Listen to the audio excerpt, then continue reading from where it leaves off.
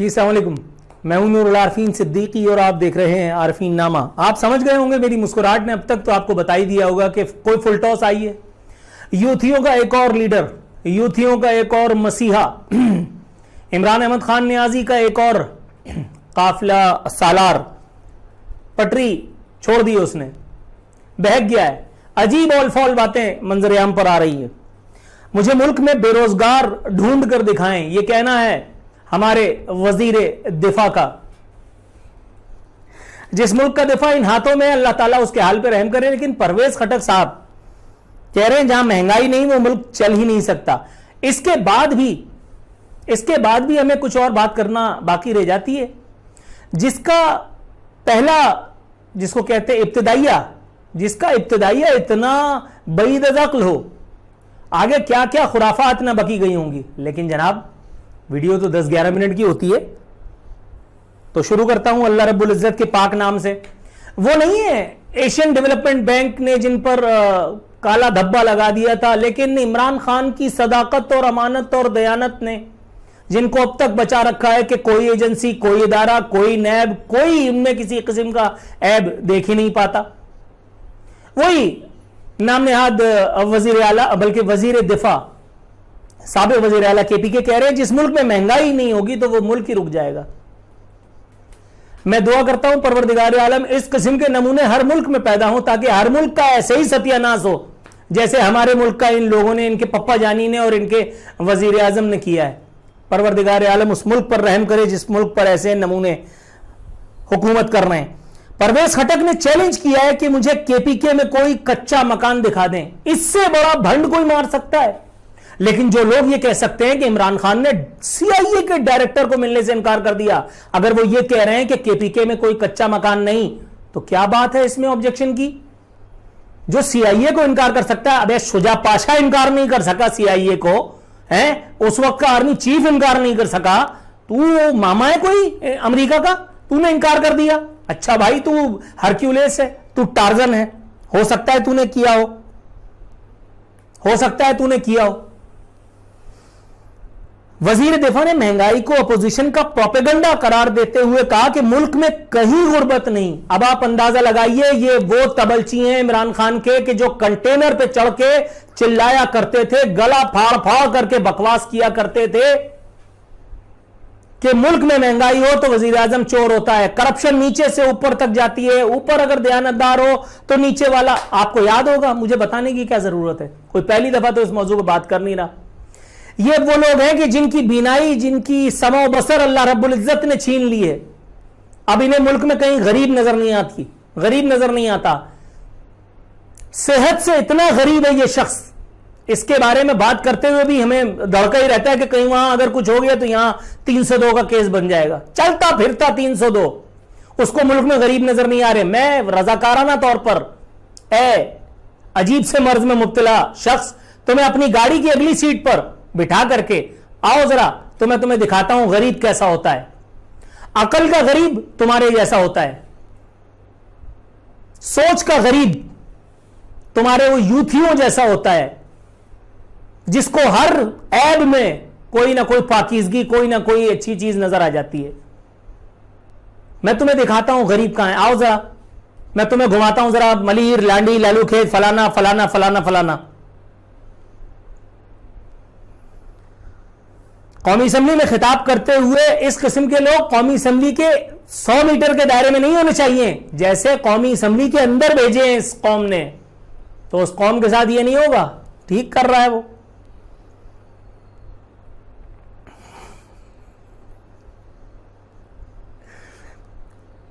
हुकूमत मेहनत कर रही है और इस मुल्क में तब्दीली आ रही है, और बोलो। और भाई ये मर्ज बहुत संगीन हद तक, मतलब आप सोच लें, जैसे नहीं अल्लाह माफ करे माज़अल्लाह वो कैंसर जिस्म में फैला हुआ होता है, डॉक्टर बेचारा हाथ नहीं लगा पाता, इस तरह के मर्ज में मुब्तला लोगों के साथ कोई छेड़छाड़ नहीं होनी चाहिए। उसको गुर्बत नहीं नजर आ रही, ठीक है, कद्दू नजर आ रहा है उसको, कुछ उसको तो सिर्फ अपना माल नजर आ रहा है, अपना वो पैसा नजर आ रहा है, उसको सिर्फ अपना सियासी करियर नजर आ रहा है। गेट नंबर 5 के मुकर्रब लोगों में ये भी है, एक दफा सच इसके मुंह से निकल चुका है, वो बाद में फिर गेट नंबर 5 ने संभाला कि भाई क्या कर रहा है, कि मैं इमरान खान का मोहताज नहीं हूं करके कुछ, आपको याद होगा बहर। मईशत बेहतर हो रही है, सनत चल रही है। जब हम आए थे तो कारखाने तबाह थे और मईशत बर्बाद थी। मालिक खोलिया, बुरा नहीं मनाना। आगे बढ़ते हैं। कोई नहीं सोचता कि मुल्क में तालीम की क्या हालत है, सेहत और गरीबों के क्या हालात हैं। यार सेहत तो तुम्हारी भी ठीक नहीं है जानू, आई लव यू, मगर देखो तुम कितना रिस्क लेकर के माचिस की डिबिया जैसे तुम हो, और तुम कितनी बड़ी बड़ी जिसको कहते हैं उड़ान भर रहे हो। नहीं करो, पीआईए का तैयारा थोड़ी हो, गिर जाओगे। उन्होंने कहा कि कल हमारी औलाद सवाल करेगी। इनकी भी औलाद है भाई। अच्छा ठीक है, आगे बढ़ते हैं। कहते हैं मुझे दिखाएं इस वक्त कौन बेरोजगार है। यहां आपको मजदूर नहीं मिलता, आपको घरों में नौकर नहीं मिलता, क्योंकि ये लोग सिर्फ सरकारी नौकरी करना चाहते हैं, कोई मेहनत नहीं करना चाहता। इससे ज्यादा जाहिलाना, इससे ज्यादा जाहिलाना, इससे ज्यादा आजिलाना बयान पिछले पूरे साल में आपने इमरान खान से सुना है? इन लोगों का सिर्फ आपस में ही मुकाबला है। इमरान खान भंड मारेगा, फिर परवेज खटक मारेगा, फिर फवाद चौधरी मारेगा, फिर शेख रशीद मारेगा, फिर फैसल वावडा मारेगा। ये आपस में ही खेल रहे हैं। सलीमुल्लाह से कलीमुल्लाह, कलीमुल्लाह से फलाना उल्लाह। आप समझ रहे हैं? ये आपस में ही खेल रहे हैं, एक दूसरे के साथ डी में जाकर के एक दूसरे के खिलाफ ही गोल कर रहे होते हैं ये। इसलिए इनको कंपटीशन बाहर से नहीं चाहिए, इनको इंटरनल कंपटीशन इनका है। मुझे दिखाएं इस वक्त कौन बेरोजगार है। यानी इस वक्त हालत, अभी इस वक्त मुझे थोड़ी देर पहले टेलीफोन पे मुझे पता चला कि कोई एक साहब है, उनकी 30 साल पुरानी नौकरी नस गई। ये तो एक छोटी सी मिसाल इत्तेफाक से मुझे भी याद आ गया। बेरोजगारों का, बेरोजगारी का एक सैलाब है जो इस वक्त मुल्क में आया हुआ है। मुल्क में सिर्फ फैसल वाडा, परवेज खटक, इमरान खान, इनके चाचे मामे, अलीमा बाजी, इन लोगों की नौकरियां लगी हुई है, बाकी सब बेरोजगार हैं। और ये आदमी कह रहा है दिखाओ मुल्क में बेरोजगार कौन है। ये कह रहा है कि आपको घरों में नौकर नहीं मिलते, जिसको खुद किसी जगह नौकरी नहीं मिलनी चाहिए थी टेक्निकली, कॉम्पिटेंस वाइज, जिसको किसी कारखाने में मुंशी नहीं होना चाहिए था, वो इस वक्त बाकायदा इस मुमलिकत में एमएनए है, एमपी है, वजीर है, सफीर है, मुशीर है और पता नहीं क्या कुछ है। वो सही कह रहे हैं अपने हिसाब से, उनको कद्दू पता है बात कहां है। वो कह रहे हैं 38 साल कबल में सियासत में आया तो हमारे इलाके और सारे गांव कच्चे थे, आज कोई मुझे कच्चा मकान दिखा दे, कहां गुर्बत आ गई। आज हर एक अच्छी जिंदगी गुजार रहा है।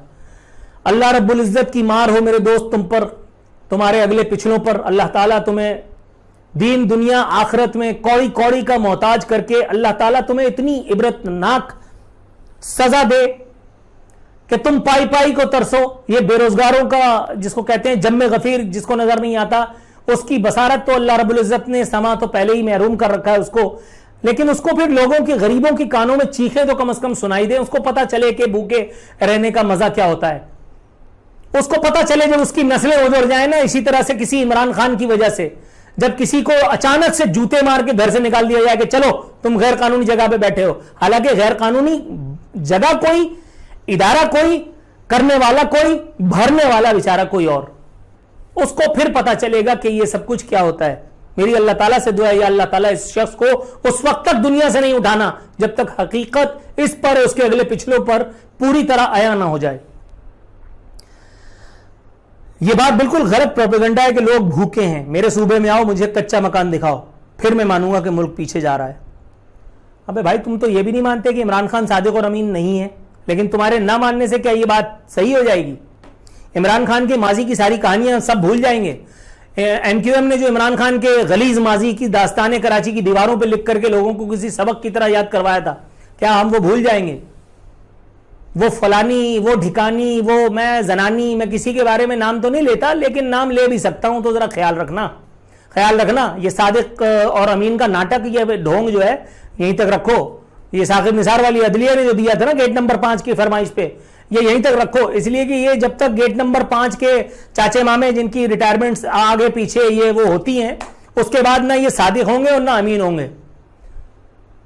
ये न सादिक होंगे ना अमीन होंगे, फिर ये जो कुछ होंगे वो मैं ऑन एयर क्या कहूं, बस अल्लाह ही की पनाह है परवरदिगार आलम। या अल्लाह ताला इन लोगों के अजाब से, ऐसे गूंगे बहरे अक्ल से पैदल अल्लाह ताला ऐसे हुक्मरानों के शर से, अल्लाह ताला ऐसे हुक्मरानों से हमें निजात दिला परवरदिगार आलम।